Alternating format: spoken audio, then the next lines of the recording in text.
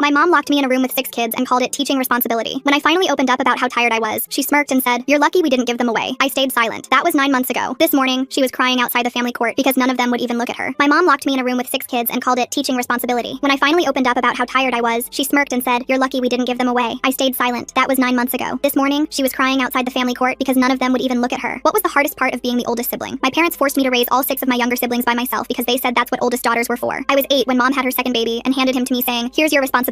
By the time I was 13, there were 6 more kids after me, each one becoming mine the moment they came home from the hospital. My parents moved all the babies into my room and told everyone they just had one very mature daughter. I thought this was normal. Mom always said oldest daughters in good families raised the younger kids so parents could focus on important things. I believed her because what else did I know? This was my job, my purpose, what I was born to do. The expectation came with a warning that haunted me every day. "If you ever complain or tell anyone you need help," Mom said, holding baby Oliver, "social services will take all these kids away. They'll split you up, put you in different homes. You'll never see each other again. Is that what you want?" I was 9 years old and the thought of losing them made me sob. She smiled and handed Oliver to me. "That's what I thought. You're their only chance at staying together." I handled everything while my parents lived like a carefree couple. Midnight feedings, potty training, homework help, doctor visits. They'd walk past crying babies like they were invisible. At restaurants, they'd get a table for 2 while I managed 6 kids at a separate table. When strangers asked if I was the babysitter, I'd smile and nod because the truth might mean losing everything. My parents had given me 6 hostages disguised as siblings, but each one of them had carved out a piece of my heart. Leo, the baby, only slept if I rubbed his back in exactly the right way. The twins, Luna and Ruby, had their own language but always translated for me. Oliver at 10 still crawled into my bed during thunderstorms. Ethan drew me pictures every day that said, "I love you, Mama," in crayon. Little Ivy called me her best friend. I was drowning and desperate but could never ask for help because I was so afraid they'd be taken from me. I was the only parent they knew, and they were all safe and okay. I couldn't risk ruining that. The school counselor noticed my exhaustion and offered to connect me with resources. I almost broke down and told her everything, but then I imagined Luna crying in some foster home, wondering why I let them take her away. So I smiled and said I just needed more sleep. By 13, I was a ghost of myself. I'd wake at 5 a.m. to pack lunches, braid hair, find matching socks for 6 kids. I'd missed so much school that letters came home, but I forged Mom's signature and prayed no one would call. Sometimes I'd fall asleep sitting up, still holding Leo. The truancy officer finally came to investigate. My parents acted shocked I'd been missing school. "We had no idea," Mom said sweetly. She shot me a look that said everything. One word, and they're gone forever. So I took the blame, said I'd been skipping, and accepted the consequences. Then my parents planned a week-long cruise, leaving me with 6 kids and $50. 3 days in, Luna fell off the playground and split her chin open. At the hospital, I held her while she sobbed into my neck, her blood soaking my shirt, her tiny hands gripping me like I was the only safe thing in the world. They wouldn't treat her without a parent. I sat there for 3 hours, my baby sister bleeding and crying, while I tried to forge signatures that might save her. I finally broke and called my grandmother. When she arrived and saw me covered in Luna's blood, trying to comfort 5 other terrified siblings while nurses debated calling social services, her face changed. She got Luna treated, then loaded us all into her van. "Please don't let them take us away from each other," I begged her. "I know I'm not doing good enough, but they're all I have and I'm all they have, and if you tell anyone, they'll split us up." I was sobbing so hard I could barely breathe. Grandma pulled over and held me while I fell apart. "Oh, sweetheart," she said. "What have they done to you?" For the first time in 5 years, an adult saw what was happening, and I was terrified of what would come next. My parents came home to an empty house and called the police. At Grandma's house, they spun their story perfectly. "Our daughter won't let us parent," Mom cried. "She threatens the little ones, tells them we'll abandon them if they come to us for anything. We've tried to help, but she's created this sick situation where they're all trauma bonded to her." The social worker separated us for questioning. I could hear Leo screaming for me through the walls, and every cry felt like my heart being ripped out. This was it, the moment Mom had warned me about. They were going to take my babies away. "She's poisoned them against us," Dad said. "We're concerned she might hurt them or herself if we forcibly separate them. That's why we've been careful, trying to gradually reestablish normal boundaries." I could see my grandmother start to wonder if they were telling the truth. The social worker looked troubled. She asked my siblings who took care of them, and even Oliver just said "Mama" and pointed at me. I saw her writing severe attachment disorder in her notes. She started making calls about emergency placement. We'd split up by morning, sent to different homes across the state. I was going to lose the only people that mattered to me, the only reason I had for living, all because I'd never been allowed to just be their sister like I should have been. Mom caught my eye and mouthed, "I warned you." The social worker's pen scratched across her clipboard while my world crumbled. Through the thin walls, Leo's screams grew more desperate. My arms ached to hold him, to tell him everything would be okay, even though I knew it wouldn't be. Grandma shifted in her chair beside me. Her hand found mine under the table and squeezed. The doubt I'd seen creeping into her eyes earlier seemed to waver as she watched my parents' performance. Mom dabbed at her eyes with a tissue, though no actual tears fell. She'd perfected this act over years of school conferences and doctor visits. Dad rubbed her shoulder and practiced sympathy while shooting me warning glances whenever the social worker looked away. The social worker, Ms. Chen, flipped through her notes. She'd separated us all for individual interviews. Standard protocol, she'd explained. Now we sat in Grandma's living room for what felt like a verdict on our lives. Oliver's voice drifted through the wall, high and scared. He was asking for me, not Mom or Dad, me, because I was the one who checked for monsters under his bed and knew exactly how he liked his sandwiches cut. Ms. Chen cleared her throat. She looked tired, like she'd seen too many broken families to count. Her eyes moved between my parents and me, calculating. Mom leaned forward, all maternal concern. She explained how worried they were about my mental state, how I'd threatened to harm myself if separated from the children. Lies wrapped in just enough truth to sound believable. I opened my mouth to defend myself, but Dad cut me off with a story about finding me asleep standing up, still holding Leo at 3 a.m. He made it sound like negligence instead of exhaustion, made it seem like I was the danger instead of the solution to their abandonment. Grandma's grip on my hand tightened. She'd been quiet since my parents arrived, processing everything she'd witnessed. The blood on my shirt from Luna's injury had dried to rust-colored stains, evidence of how alone I'd been when it mattered most. Ms. Chen asked about the hospital incident. Mom's face crumpled into practiced devastation as she explained how I'd taken Luna without permission, forged signatures, refused to call them. She left out the part where they'd been unreachable on a cruise ship. The lies stacked up like blocks, each one building a case against me. I was unstable. I was controlling. I was creating unhealthy attachments. I was the problem that needed solving. Through it all, my siblings' voices filtered through the walls. Ruby asking when she could see me. Ethan crying because he wanted to show me his new drawing. Ivy's little voice insisting I was her best friend, not her sister. Ms. Chen wrote everything down. Her pen moved across the page in neat lines that would determine our futures. 7 lives hanging on her interpretation of a situation too twisted for any manual to cover. Dad launched into another story, This one about finding me teaching the twins that our parents didn't love them. Another lie with a grain of truth. I'd never said those words, but I'd held them while they cried after Mom walked past them like furniture. I'd explained that some people showed love differently, even when I didn't believe it myself. The front door opened and Ms. Chen's colleague entered with my siblings trailing behind. Leo lunged for me the second he saw me, his little body shaking with relief. I caught him and held tight, knowing this might be the last time. One by one they gravitated to me. Ivy climbed into my lap beside Leo. The twins pressed against my sides. Oliver stood behind me with his hands on my shoulders. Even Ethan, trying to be brave at 7, leaned against my knee. Mom made a soft sound of distress. Dad shook his head sadly, as if this proved their point about unhealthy attachment. But Grandma was watching something else entirely. She saw how I automatically checked Luna's bandage, how I shifted to accommodate all of them without thinking, how my body curved protectively around them like I'd done it 1,000 times before, because I had. Ms. Chen observed our cluster with professional interest. She made more notes while Mom explained how the children refused to accept appropriate boundaries, how they'd been conditioned to rely solely on me. Something doesn't add up about these parents' story. They're crying about their daughter not letting them parent while the social worker's literally watching all 6 kids cling to their sister like she's their whole world. Leo buried his face in my neck. His breath was warm and shaky against my skin. I rubbed his back in the specific pattern that helped him calm down, muscle memory taking over. Grandma suddenly spoke up. Her voice cut through Mom's monologue with quiet authority. She asked Ms. Chen if she could share some observations from the past few days. Mom's face tightened. This wasn't part of their plan. They'd expected Grandma to be confused, overwhelmed, easy to manipulate. They hadn't counted on her really seeing us. Grandma described finding me at the hospital, covered in Luna's blood but keeping 5 other children calm. She talked about watching me manage breakfast that morning, how each child got exactly what they needed without me asking. She mentioned the homework folders I'd organized, the permission slips I'd signed, the lunches I'd packed with notes in each one. Dad tried to interrupt, but Grandma kept going. She described the bedtime routine she'd witnessed, how I'd read 3 different stories to accommodate different age groups, checked on everyone twice, responded to every call for water or monsters or just reassurance. Mom's mask slipped for just a second. Raw annoyance flashed across her face before she caught herself, but Grandma saw it. And more importantly, Ms. Chen saw it. The social worker asked to speak with Grandma privately. They stepped into the kitchen, leaving us with my parents and the colleague. The silence stretched tight enough to snap. Mom stared at me with eyes that promised consequences. Dad's jaw worked like he was chewing words he couldn't say in front of witnesses. My siblings pressed closer, sensing the danger even if they didn't understand it. Minutes passed like hours. Leo fell asleep against my chest, exhausted from crying. The twins whispered to each other in their special language. Oliver's hands on my shoulders trembled slightly. When Grandma and Ms. Chen returned, something had shifted. The social worker looked at our huddle with different eyes. She saw past the attachment disorder to something else, something that made her pen pause over her clipboard. She announced that she needed to do a home visit to see where we'd been living, how we'd been managing. Mom's smile went rigid. Dad's hand clenched on his knee. They tried to refuse, citing privacy concerns and the late hour, but Ms. Chen insisted. It was protocol, she explained. She needed to see the children's living environment to make a proper assessment. Grandma offered to drive us all. Mom and Dad had no choice but to agree or look like they had something to hide. We loaded into vehicles, my siblings still clinging to me like lifelines. The drive to our house felt like heading to an execution. Every mile brought us closer to evidence I'd hidden for years. The single bed where all 7 of us slept, the lock on the outside of my door, the calendar where I tracked everything because I was too exhausted to remember. Mom chatted pleasantly with Ms. Chen during the drive, spinning stories about family game nights that never happened and vacations we'd never taken. Dad added supporting details with practiced ease, but Luna chose that moment to speak up from her car seat. Her small voice carried clearly in the confined space. She asked if we were going back to the room, just the room, not home, not our house, the room. Ms. Chen's eyes flicked to the rearview mirror. She asked Luna what room she meant, and my brave, injured little sister explained in her matter-of-fact way that we all stayed in one room, always, because that's where I was and I kept them safe. Mom laughed, high and false. She explained that the children liked having sleepovers in their big sister's room. Wasn't that sweet? Didn't all siblings do that? But Ruby, not to be outdone by her twin, added that we didn't have sleepovers. We lived there. All our clothes were there, our toys, everything, because Mama needed us close to take care of us. The car fell silent except for the sound of tires on asphalt. Mom's knuckles went white where she gripped her purse. Dad stared straight ahead like he could will us to disappear. We pulled into our driveway. The house looked normal from the outside. 2 stories, nice yard, suburban dream. No one would guess what happened inside. Ms. Chen asked to see the children's rooms, plural. Mom led the way, heels clicking on hardwood, explaining about recent renovations that hadn't happened and organizational systems that didn't exist. She opened doors to pristine bedrooms that belonged to no one, guest rooms with dusty surfaces and empty closets, spaces decorated for children who'd never slept there. Then we reached my room, our room. Mom's hand hesitated on the doorknob. Dad suggested maybe we could skip it since it was probably messy. Teenage girls, you know how they are. But Ms. Chen insisted. And when the door opened, the truth was laid bare. One twin bed pushed against the wall, a crib crammed in the corner, sleeping bags rolled up in the closet, a single dresser overflowing with clothes for 7 children in various sizes, the lock on the outside of the door that had kept us in during their dinner parties. Ms. Chen stepped inside slowly, taking in every detail. The homework station I'd created from a card table, the color-coded bins for each child's school supplies, the schedule taped to the wall tracking feeding times and diaper changes and permission slip deadlines. Mom started explaining rapidly. Something about me insisting on this arrangement, something about teenage rebellion and control issues, but her voice had gone shrill, desperate. Ms. Chen examined the lock on the door. She tested it, noting how it only worked from the outside. She asked why a teenager's door would need to lock from the outside. Dad mumbled about safety, about keeping the younger children from wandering at night. But Oliver, brave Oliver who still called me Mama when he was scared, spoke up. He explained how the lock kept us in when they had company, how I'd taught them to be quiet when we heard it click, how I'd made it a game, pretending we were hiding from dragons, so the little ones wouldn't cry and make them angry. The truth spilled out in pieces. Ethan showing his drawings, all addressed to Mama, all featuring 7 little figures and no adults. Ivy explaining how I fixed her OEs because the other grown-ups were too busy. Luna describing how I sang them to sleep every night while the house party music thumped through the walls. Ms. Chen took pictures. She made notes. She asked careful questions that my siblings answered with innocent honesty. Each word another crack in my parents' facade. Mom tried one last manipulation. She pulled Ms. Chen aside and whispered about her concerns for my mental health, how I'd been showing signs of delusion, believing I was their mother, how they'd been trying to get me help but I refused. But Grandma had heard enough. She'd been silent through the house tour, watching everything with growing horror. Now she spoke up, her voice shaking with controlled fury. She asked my parents when they'd last fed their children, when they'd last helped with homework, or kissed a scraped knee, or read a bedtime story. She asked them to name their children's teachers, their favorite foods, their fears, silence. Dad tried to deflect, but Grandma wasn't done. She asked why a 13-year-old had permission slip forms in her backpack, why she knew the pediatrician's number by heart, why the only recent family photos were selfies I'd taken with my siblings. Mom's mask finally shattered completely. She snapped snapped that they'd given me everything. A roof over my head, food to eat, siblings to love. What more did I want? Love, I thought but didn't say. Parents, a childhood, the chance to be a sister instead of a mother. But those words stayed locked in my throat like they'd been trained to. Ms. Chen had seen enough. She announced that she needed to make some calls, consult with her supervisor. In the meantime, she strongly recommended the children return to Grandma's house for the night. Mom protested, but it wasn't a request. Ms. Chen's tone made that clear. She would be in touch tomorrow with next steps. There would be a formal investigation, home visits, interviews, court involvement if necessary. The word court made my stomach drop, but Grandma's hand found mine again, steady and sure. She'd seen the truth now. She understood what they'd done to me, to us. We gathered what we could carry. Favorite stuffed animals, Leo's special blanket, the twins' shared pillow. Mom and Dad watched from the doorway, their perfect parent performance finally over. As we loaded back into Grandma's van, Mom caught my arm. Her nails dug in just enough to hurt. She leaned close, her breath hot against my ear. She reminded me what happened to children in foster care, how they got split up, sent to different states, how some never saw each other again, how this was all my fault for not being grateful. But Grandma saw. She stepped between us, breaking Mom's grip. She told my mother that the only fault here was theirs, that what they'd done had a name, and that name was abuse. We drove away in silence. My siblings dozed around me, exhausted from the emotional upheaval. I stared out the window at passing streetlights, wondering what tomorrow would bring. The streetlights blurred past as Grandma navigated through familiar neighborhoods. I held Leo tighter, his small body radiating warmth against my chest. The twins had fallen asleep holding hands across my lap, and Oliver's head rested heavy on my shoulder. Only Ethan and Ivy remained awake, their eyes wide with confusion. Grandma's house appeared like a sanctuary in the darkness. We stumbled inside, exhausted children clinging to whatever part of me they could reach. I settled them in the guest room, maintaining our usual sleeping arrangement because anything else would have terrified them. Leo whimpered when I tried to put him down, his fingers tangled in my shirt. Ms. Chen just watched 7 kids' entire childhood unravel faster than a cheap sweater, and Mom's still trying to sell her the concerned parent act while standing next to a bedroom door that locks from the outside. Talk about reading the room wrong. The house phone rang just as I'd gotten everyone settled. Grandma answered in the kitchen, her voice carrying through the thin walls. Mom's shrill tone penetrated even from a distance, making accusations and demands. Grandma hung up mid-sentence. She appeared in the doorway, her face grim. She explained that my parents were already working on their next move. They'd called their lawyer friend, someone who owed Dad a favor from years back. The manipulation machine was already spinning. I tucked blankets around my siblings, my hands moving automatically through routines I'd perfected over years. Grandma watched from the doorway, her expression shifting between anger and sorrow. She whispered that she should have known, should have visited more often. I shook my head. My parents had been too good at their performance. Morning arrived too quickly. Ms. Chen called early, scheduling another meeting for that afternoon. She needed to interview each child separately, she explained. Standard procedure for cases involving multiple minors. My stomach churned at the thought of my siblings being questioned alone. Grandma made breakfast while I dressed the little ones. She'd bought clothes that actually fit them, something my parents had never bothered with. Ivy twirled in her new dress, delighted by the bright flowers printed across the fabric. Such a simple thing, but it made my chest tight with emotion. The doorbell rang just as we'd finished eating. My parents stood on the porch, dressed impeccably. Mom wore her church outfit, the one that made her look like a devoted mother. Dad had his arm around her shoulders and practiced solidarity. They'd brought a woman with them. She introduced herself as their family counselor, someone they'd been seeing to address the situation with me. Another lie, but one impossible to disprove. The counselor spoke softly about family dysfunction and enabling behaviors, using clinical terms that made me sound disturbed. Grandma refused to let them inside. The conversation happened on the porch, my siblings pressed against the windows watching. Mom noticed and waved, her smile bright and false. None of them waved back. The counselor handed Grandma a folder. Inside were printed emails, supposedly from teachers expressing concern about my possessive behavior with my siblings. Forged, I knew immediately. The dates were wrong, the language too formal, but doubt flickered across Grandma's face. My parents left with promises to return with their lawyer. The counselor patted my shoulder as she passed, whispering that help was available when I was ready to accept it. Her touch made my skin crawl. Inside, Grandma spread the papers across her kitchen table. She studied each one carefully while I tried to keep my siblings occupied. But Oliver had heard enough. He crept to my side and pressed a crumpled paper into my hand. His school journal, the one I'd helped him with last month. The entry was about family. He'd drawn our house with stick figures. 7 small ones clustered in a single room, 2 larger ones standing far away. His teacher's comment in red pen. Oliver seems confused about family roles. Please discuss at conference. Grandma read it and her jaw tightened. She asked Oliver who had attended his parent-teacher conference. He pointed at me, explaining how I'd had to pretend to be the babysitter because parents were supposed to come, not sisters. She began making calls. Her church friends, other grandmothers who'd raised concerns about never seeing my siblings. Pieces of a puzzle my parents hadn't realized existed. Mrs. Patterson from down the street remembered seeing me walking 6 kids to the bus stop every morning while my parents' cars sat in the driveway. Ms. Chen arrived promptly at 2. She'd brought a colleague, someone who specialized in cases involving multiple children. They set up in different rooms, preparing to interview each child separately. My chest tightened as I realized I couldn't protect them from questions I couldn't hear. Leo went first, carried by Ms. Chen's colleague because he refused to walk away from me. His screams echoed through the house for 20 minutes before they gave up and brought him back. He burrowed into my arms, trembling. The twins went together, insisting they couldn't be separated. Through the closed door, I heard Ruby's clear voice explaining their daily routine. How I braided their hair each morning because Mom said it wasn't her job. How I knew which twin liked peanut butter and which preferred jelly. Oliver surprised me. He walked into the room with his shoulders squared, my brave boy trying to protect us all. He emerged 30 minutes later with red eyes but determination on his face. He whispered that he'd told them everything about the lock on the door. Ethan brought his drawings. I watched him carry a whole stack into the interview room. When he came out, Ms. Chen's colleague followed, holding one particular picture. It showed a figure labeled Mama, surrounded by smaller figures, while 2 adult shapes stood outside a thick black border. Ivy went last, clutching the doll Grandma had given her that morning. She chattered nervously as Ms. Chen led her away. Through the door, her voice carried clearly as she explained how I fixed her OEs and read her stories and checked for monsters because the other grown-ups were always too busy. While they interviewed my siblings, Ms. Chen questioned me in the kitchen. She asked about daily routines, medical care, educational decisions. I answered honestly, too exhausted to maintain any pretense. She took notes as I explained about forging permission slips and parent signatures, about missing school for pediatrician appointments, about stretching $50 to feed 7 kids for a week. She asked why I'd never told anyone. The question hung heavy between us. How could I explain years of psychological conditioning, the constant threat of separation, the way Mom had made me believe I was the only thing standing between my siblings and disaster? I tried anyway. I told her about the warnings that started when Oliver was born, the stories about foster care that gave me nightmares, the time Mom had driven us past a group home and described in detail how my siblings would suffer there because of my selfishness. Ms. Chen's expression shifted. She asked if I'd ever been allowed to have friends over, if I'd attended school events or activities, if I'd had any life outside caring for my siblings. The answer to everything was no. The interviews concluded as evening approached. Ms. Chen and her colleague conferred quietly while I made dinner with Grandma's help. My siblings clung closer than usual, unsettled by the questions and separation. Leo hadn't let go of me since his interview attempt. Ms. Chen explained their preliminary findings. The children showed clear signs of parentification and role confusion. My siblings genuinely believed I was their primary caregiver. They showed minimal attachment to our parents and significant anxiety when separated from me. She scheduled a formal assessment for the next day. A child psychologist would evaluate our family dynamics. In the meantime, she strongly recommended the children remain in Grandma's care. She gave my parents this news over the phone, and I could hear Mom's explosion from across the room. That night, I barely slept. My siblings piled around me like usual, seeking comfort and familiarity, but my mind raced with possibilities. What if the psychologist agreed with my parents? What if they decided I was the problem? What if splitting us up really was the best solution? Morning brought new challenges. My parents arrived with their lawyer, a man who smiled too much and spoke in careful, measured tones. He presented documents about grandparent rights and custody arrangements, using legal terms designed to confuse and intimidate. But Grandma had made calls too. Her friend's daughter was a family law attorney who agreed to advise us pro bono. She arrived just as the meeting began, matching the other lawyer's smile with steel in her eyes. The psychologist arrived separately. Dr. Martinez was younger than I'd expected, with kind eyes and a gentle manner that immediately put Ivy at ease. She observed our morning routine without interfering, taking notes as I helped Oliver tie his shoes and braided the twins' hair. My parents performed beautifully. They greeted each child warmly, though Leo screamed when Dad reached for him. Mom explained it away as a phase, temporary confusion that would resolve once proper boundaries were established. She'd researched attachment disorders extensively overnight. Dr. Martinez conducted her evaluation through observation and play. She watched how my siblings naturally oriented toward me, how they sought my approval before answering questions, how they looked to me for comfort when confused or scared. She observed my parents too, how Mom's smile never reached her eyes when she looked at the younger children, how Dad checked his phone constantly, more interested in work emails than his children's activities, how neither of them knew which twin was which without checking the small birthmark on Luna's wrist. The lawyer tried to control the narrative. He presented my parents as victims of a disturbed teenager who'd inserted herself inappropriately into a parental role. He had printouts from online forums about sibling abuse, highlighting passages about older children who manipulated younger ones. But then Oliver did something unexpected. He walked to the table where the adults sat and placed his journal in front of Dr. Martinez. He'd written a new entry that morning, asking me to help him spell the words correctly. My sister takes care of us because nobody else does. She isn't mean. She loves us. Please don't take her away. Mom's mask slipped. She snapped at Oliver for lying, for being manipulated, for not understanding the situation. Her voice rose sharp enough to make Ivy cry. Oliver's journal entries keep appearing at exactly the right moments. First the drawing his teacher commented on, now this perfectly timed declaration. These kids seem remarkably organized for being so young, passing notes and keeping evidence like tiny detectives building a case against their own parents. Dad tried to calm her, but the damage was done. Dr. Martinez had seen the real woman behind the performance. The evaluation continued for hours. Dr. Martinez interviewed Grandma about her observations. Mrs. Patterson from down the street arrived unexpectedly, having heard about the situation from church friends. She testified about seeing me manage 6 children alone, about my parents' cars in the driveway while I walked everyone to school in the rain. My old teacher, Ms. Roberts, came too. She'd kept records of every forged signature, every missed parent conference where I'd shown up instead, every time she'd tried to contact my parents about my absences only to be told I was going through a phase. The evidence mounted like building blocks. Each person added another piece to the picture of neglect and abandonment my parents had carefully hidden. Mom grew increasingly agitated, her perfect mother facade cracking with each testimony. She finally exploded when the school counselor arrived with documentation of my declining grades and exhaustion. Mom accused everyone of conspiring against her, of trying to steal her children, of not understanding how difficult I'd made things. Dad tried damage control, but it was too late. Dr. Martinez had seen enough. She announced she needed to make her report to Ms. Chen immediately. The formal recommendation would take time, but her initial assessment was clear. The children had been subjected to severe parentification and emotional neglect. My parents' lawyer tried to argue, but even he seemed to realize the battle was shifting. He advised them to leave before more damage was done. Mom refused at first, making wild accusations about Grandma poisoning the children against her. But when Leo started crying and reaching for me, when the twins hid behind my legs, when even brave Oliver backed away from her approach, she finally stopped. The silence that followed was deafening. They left with threats of court battles and custody fights. The lawyer promised this wasn't over, that parents had rights, that one bad day didn't erase years of providing food and shelter. But his words rang hollow against the evidence of systematic neglect. That evening, Ms. Chen returned with official documents. Emergency custody was being transferred to Grandma temporarily. A full investigation would follow, but for now, we could stay together. The relief nearly knocked me off my feet. Grandma signed papers while I held my siblings close. They didn't understand the legal complexities, but they knew something important had happened. Ivy asked if we could stay forever. I couldn't answer through the tears. Ms. Chen explained the next steps. There would be court hearings, custody evaluations, mandatory family counseling. My parents would have supervised visitation rights initially. The process would be long and difficult, but the immediate danger had passed. She pulled me aside privately. She acknowledged what I'd done, the impossible situation I'd been forced into. She promised that keeping us together was the priority, that no one would punish me for protecting my siblings the only way I knew how. That night, Grandma tucked us all into beds she'd hastily assembled in her guest rooms. Real beds with clean sheets and enough space for everyone. Leo still insisted on sleeping next to me, but for the first time it felt like a choice rather than necessity. I lay awake listening to their peaceful breathing. Tomorrow would bring new challenges. My parents wouldn't give up easily. There would be court dates and evaluations and questions I didn't want to answer. But tonight, we were safe. We were together. And for the first time in 5 years, I had an adult who truly wanted to help. Grandma appeared in the doorway, checking on us one more time. She whispered that she'd hired a better lawyer, someone who specialized in cases like ours, someone who understood that family wasn't just about blood, but about who showed up when it mattered. The coming weeks would test us all. My parents would try every manipulation, every legal maneuver, every emotional weapon in their arsenal, but something had fundamentally shifted. The truth was out. The performance was over, and I was no longer alone in protecting the only family that mattered to me. The next morning brought chaos to Grandma's doorstep. My parents arrived with 2 lawyers this time, their expressions cold and calculated. Mom wore a conservative suit that made her look like a grieving mother. Dad carried a thick folder of documents. They'd filed emergency motions overnight. Their lawyers presented papers claiming I'd kidnapped my siblings, that Grandma was enabling a dangerous situation. They demanded immediate return of the children pending a full investigation. Grandma's lawyer reviewed the documents while I kept my siblings in the back room. Through the window, I watched Mom dab at dry eyes for the lawyer's benefit. Dad checked his watch repeatedly, annoyed at the inconvenience. Ms. Chen arrived within the hour, accompanied by her supervisor. They'd received the emergency filing and needed to assess the situation immediately. My stomach churned as they explained that such serious allegations required immediate action. The supervisor, a stern woman named Mrs. Thornton, insisted on interviewing me alone. Grandma's lawyer advised me to answer honestly but carefully. I sat across from her at the kitchen table, my hands trembling in my lap. She asked pointed questions questions about the night I'd called Grandma. Had I taken the children without permission? Technically yes, though my parents had left us alone. Had I refused to return them? Yes, because they'd abandoned us for a cruise. Each truthful answer sounded damning without context. Meanwhile, my parents' lawyers interviewed Grandma in the living room. I could hear Mom's voice rising occasionally, playing the victim perfectly. She'd learned new phrases overnight about parental alienation and emotional manipulation. Oliver crept into the kitchen despite instructions to stay back. He pressed against my side, and Mrs. Thornton watched our interaction carefully. When she asked him who took care of him, he pointed at me without hesitation. She wrote something in her notes that made my chest tighten. The twins escaped next, drawn by Oliver's absence. They climbed into my lap like they'd done 1,000 times before. Ruby explained to Mrs. Thornton that I braided their hair every morning because I was the only one who knew how. Luna added that I cut the crusts off their sandwiches just right. Mrs. Thornton observed how naturally they oriented to me, how I responded to their needs without thinking. She asked if they ever went to their parents for comfort. The twins looked confused by the question. Ruby finally said they tried once, but Mom said she was busy. By afternoon, all my siblings had found their way to the kitchen. Even Leo, who should have been napping, toddled in dragging his blanket. He climbed into my arms and fell asleep against my chest, his thumb in his mouth. Mrs. Thornton watched me juggle 6 children effortlessly. I helped Ethan with a splinter while holding Leo, mediated a dispute between the twins over a crayon, reminded Oliver about his inhaler, and fixed Ivy's twisted sock, all while answering questions. She asked about medical care. I rattled off vaccination schedules, allergies, medications, and the pediatrician's direct number from memory. When she asked my parents the same questions later, they couldn't name a single allergy or medication. The lawyers argued for hours. My parents' team insisted on immediate return, claiming every moment away constituted further psychological damage. Grandma's lawyer countered with documentation of neglect and abandonment. Dr. Martinez arrived for an emergency session. She'd been asked to provide immediate assessment given the serious allegations. My parents performed their routine again, but cracks showed. Mom snapped at Ivy for interrupting. Dad ignored Leo's outstretched arms, too focused on his phone. During a break, I overheard Mom whispering furiously to her lawyer. She wanted to know why this was taking so long, why they couldn't just take their property and leave. The lawyer reminded her to call them children, not property. Her mask had slipped enough that even he noticed. Mrs. Thornton pulled me aside privately. She acknowledged the unusual situation but said the allegations were serious. If my parents could prove kidnapping, I could face charges. The room spun at the thought of jail, of leaving my siblings completely unprotected. But then she added something else. She'd seen enough cases to recognize the truth. She advised me to stay calm, keep caring for my siblings normally, and trust the process. Her eyes held understanding that made me want to cry. Evening approached with no resolution. The lawyers agreed to reconvene tomorrow with a family court judge present. My parents left with threats about criminal charges and lawsuits. Mom's parting look promised retribution. That night, I barely slept again. Every sound made me think police were coming to arrest me. Leo woke repeatedly, sensing my distress. I held him close, memorizing his weight in my arms in case it was the last time. Morning brought a circus to Grandma's lawn. My parents had called extended family, painting themselves as victims of a teenage rebellion. Aunts and uncles I'd never met stood outside, demanding to see the children they'd never bothered to visit. Grandma refused to let them in. They shouted accusations about brainwashing and elder abuse. Someone called the police, claiming a hostage situation. 2 officers arrived, looking weary at the family drama. They interviewed everyone separately. By now, my siblings' story never wavered. I took care of them. I'd always taken care of them. The officers noted the lock on my bedroom door in the photos Ms. Chen had taken, the single bed for 7 children, the evidence of systematic neglect. The family court judge arrived at noon. Leo picking the worst possible times to need comfort shows perfect toddler timing. Nothing says, let's make this custody evaluation interesting, like a sleepy baby choosing the exact moment legal threats fly to demand cuddles from his sister mom. Judge Reeves was an older woman with sharp eyes that missed nothing. She commandeered Grandma's dining room as a makeshift courtroom, though she emphasized this was just a preliminary hearing. My parents presented their case first. Their lawyers painted a picture of concerned parents trying to retrieve children from a disturbed teenager's control. They had character witnesses, friends who'd never questioned why they never saw the children, who believed whatever story they'd been told. But then the evidence mounted against them. Ms. Chen presented her findings. Dr. Martinez explained parentification and role reversal. Mrs. Thornton, despite her initial skepticism, testified about observing me manage 6 children with more skill than most adults. The judge asked to speak with each child. My parents' lawyer objected, but she overruled him. One by one, my siblings told their truth. Oliver explained about the lock. The twins described sleeping on the floor. Ethan showed his drawings. Ivy talked about being hungry when I wasn't there to make food. Leo was last. At 2, he could barely testify, but his actions spoke volumes. When the judge asked him to go to his mommy, he toddled straight to me. When she clarified she meant his other mommy, he looked confused and pressed closer to me. My parents' lawyer tried damage control. He argued about biological rights, about temporary confusion, about the need for professional intervention to restore proper bonds, but the judge had seen enough. She issued a preliminary ruling. The children would remain with Grandma under emergency custody. My parents would have supervised visitation only, pending full psychological evaluations. Any criminal charges were dismissed as unfounded given the evidence of abandonment. Mom exploded. She screamed about her rights, about the injustice, about how we'd all regret this. Dad tried to calm her, but she turned on him too, blaming him for not controlling the situation better. Their perfect unity cracked in front of everyone. The extended family melted away, embarrassed by the scene. The friends who'd come as character witnesses left quietly. In the end, my parents stood alone on Grandma's lawn, their performance finally over with no audience left to appreciate it. But they weren't done. Over the following weeks, they tried every angle. They reported Grandma for elder abuse. They called CPS with anonymous tips about substance use. They filed complaints with the school board about truancy. Each investigation found the same thing. 7 children thriving in Grandma's care. Perfect attendance now that I didn't have to miss school. Grades improving. Leo speaking more words every day. The twins growing confident enough to play separately sometimes. The supervised visits were disasters. Mom spent the entire time trying to interrogate the children about what they'd told the judge. Dad sat in the corner on his phone, occasionally looking up to complain about missing work. The supervisor ended several visits early due to inappropriate behavior. They tried manipulation through gifts. Expensive toys appeared at visits. Bribes for affection. But Oliver pushed away the remote control car, saying he'd rather have someone read to him. The twins ignored the fancy dolls, asking instead why Mom never braided their hair. Their lawyer advised them to show genuine change. They enrolled in parenting classes but attended sporadically. They started therapy but fired 3 therapists who suggested they might be at fault. They couldn't fake accountability because they genuinely believed they'd done nothing wrong. Meanwhile, life at Grandma's house settled into new rhythms. I still woke early from habit, but now Grandma helped with breakfast. My siblings still came to me for comfort, but they began to trust Grandma too. Leo even napped in her arms sometimes. School became possible again. I joined study groups, made a friend, even attended a school dance. My siblings thrived with consistent care and actual parenting. Oliver's anxiety decreased. The twins developed individual personalities. Ethan's drawings showed happy figures now. The final custody hearing arrived 6 months later. My parents entered with new lawyers, their 4th set. They'd crafted a new narrative about temporary mental health struggles, about being overwhelmed about wanting to repair their family, but the evidence was overwhelming. 6 months of failed supervised visits, multiple professionals testifying about the damage done. My siblings' clear preference documented extensively. Even their new lawyers seemed to know they were fighting a losing battle. I testified last. The judge asked me directly what I wanted. For the first time in 6 years, I spoke my truth in front of my parents without fear. I explained the exhaustion, the isolation, the constant terror of separation. I described raising 6 children while being a child myself. Mom tried to interrupt, to correct my lies, but the judge silenced her. I continued, explaining how I loved my siblings but wanted to be their sister, not their mother. How they deserved real parents, not owners who saw them as burdens. The judge's ruling was swift and decisive. Full custody to grandma. My parents' rights reduced to supervised visits every other week, contingent on completing therapy and parenting classes. The parentification was noted as severe emotional abuse in official records. My parents left without a word to any of us. Their performance had no finale, no dramatic exit. They simply walked out, already discussing an appeal with their lawyers. But everyone knew it was over. They'd lost their audience permanently. That night, we celebrated quietly. Grandma made a special dinner. My siblings drew pictures and sang songs. Leo took his first independent steps across the living room, finally confident enough to let go. We cheered like he'd won an Olympic medal. Months passed. My parents' visits became less frequent. They'd cancel for work trips or social events. Eventually, they moved 2 states away for a fresh start, their visits dropping to monthly, then holidays only, then hardly at all. I started therapy to process 6 years of trauma. My siblings attended play therapy to learn healthy attachments. Grandma took parenting classes voluntarily, determined to give us everything we'd missed. We weren't perfect, but we were healing. On my 15th birthday, Grandma threw me a real party. Friends from school came, we played silly games and ate too much cake. My siblings made me cards with drawings and misspelled words that meant everything. For the first time, I felt like a teenager. The adoption finalization came through on a rainy Tuesday. Grandma officially became our legal guardian permanently. My parents hadn't contested it, too busy with their new lives to fight anymore. We stood in the judge's chambers, all 7 of us plus Grandma, becoming a legal family. That evening, I tucked my siblings into their own beds in their own rooms. They still sometimes climbed in with me during storms, but by choice now, not necessity. I kissed each forehead, said goodnight, and walked to my own room. My room, with posters on the walls and homework on my desk, with a door that locked from the inside if I wanted privacy, with space for just me, because I was 15, and that's what 15-year-olds deserved. Grandma appeared in my doorway for our new nightly ritual. She asked if everyone was settled, if I needed anything, if I was okay. Such simple questions, but they meant everything. Someone else was checking, caring, parenting. I pulled out my journal, a gift from my therapist. Inside, I wrote about normal teenage things, school drama, crush updates, weekend plans. The entries were boring and beautiful, exactly what they should be. My siblings were safe, loved, and thriving. And finally, so was I. Thanks for sticking with me while I tried to make sense of all this. Definitely one of those stories that leaves you thinking. Like the video, it helps more than you think. See you in the next one.